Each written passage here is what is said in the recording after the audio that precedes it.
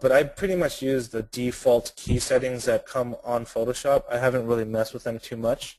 Some of the keys that I use the most, are going to be, like B for brush, the very straightforward ones, E for eraser, even V for the pointer, just to move things around. There's M for, the marquee tool, and L for the lasso, that sort of thing. If you go online and just look up shortcut keys for Photoshop, you can get a basic printout of all the shortcut keys that's in Photoshop. However, when I do the overlay settings and things like that, I don't have a shortcut key necessarily, but I do have. Let me just kind of use this as an example. There is a way, if you're using a PC, it's very, very easy. You can go into darken maybe and just use the arrow keys, the up and down arrow, and you can kind of see that it's just going to go through all of the layer settings.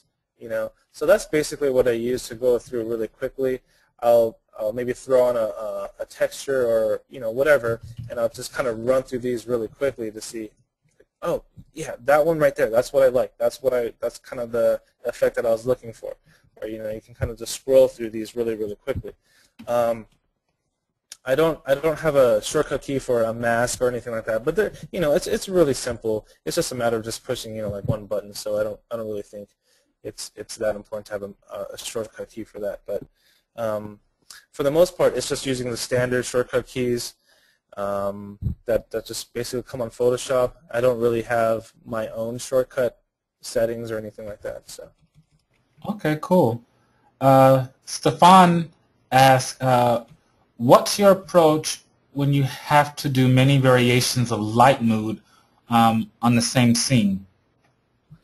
Of lighting, did you say?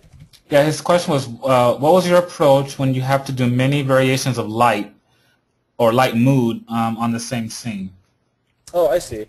So one of the things that I do is, if I would basically paint out maybe a basic scene like this, okay.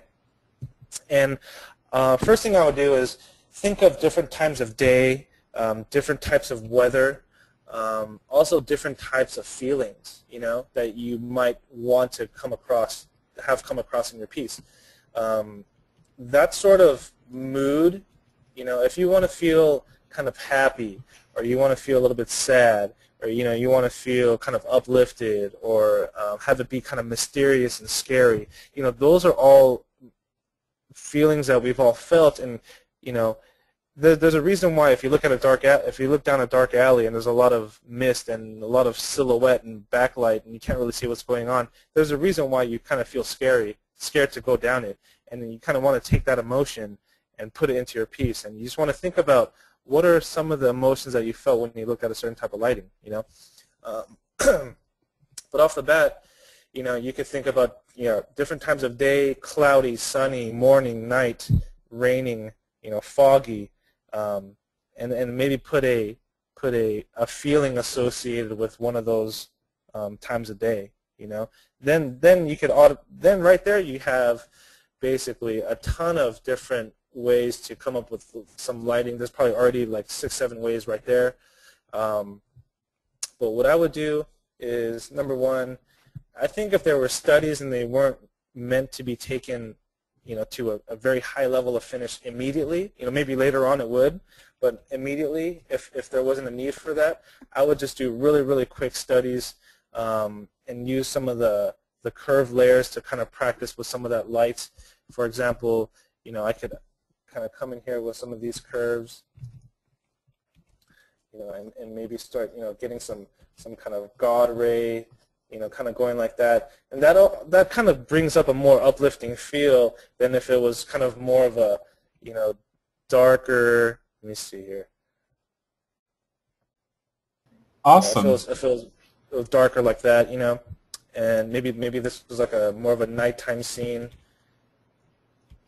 Some of these lights being turned on, maybe some of the lights hitting the ground. So from there to there, I probably play around with almost every variation in between. So that's why I love curves. You can do as much lighting as you want with a curve layer. So That's very cool stuff, James. thank you. Especially the switching between the daylight and nighttime, just in that one little click there. Yeah. Our next question is from Rick Vasquez. Vasquez, I'm sorry. I'm not sure if Rick has a mic. So Rick, if you were there. No mic. Oh, okay, he says no mic. Never mind. Sorry about that. His question is, do you know or have worked with artists who are primarily self-taught? Yes, I have worked with an artist that was self-taught from day one. He did, however, attend a couple of like workshops and things like that just to get more exposure to what's out there. But essentially, he was very, very self-taught.